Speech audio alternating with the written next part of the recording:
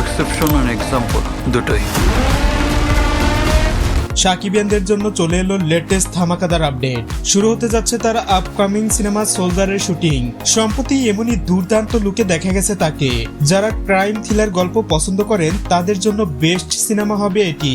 ছবিটিতে একজন গোয়েন্দা অফিসার হিসেবে দেখা যাবে ঢালিউডের এই শীর্ষ তারকাকে।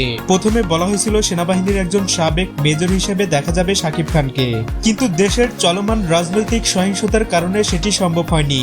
মূলত তার জন্যই শাকিবের চরিত্রে কিছুটা পরিবর্তন আনা হয়েছে। ছবিটিতে শাকিবের বিপরীতে দেখা যাবে ছোট পর্দার অভিনেত্রী তানজিন তিশাকে। এটি তার শাকিবের সঙ্গে প্রথম সিনেমা। তবে ছবিটিতে ভিলেন হিসেবে কাকে দেখা যাবে এটা এখনো জানা যায়নি।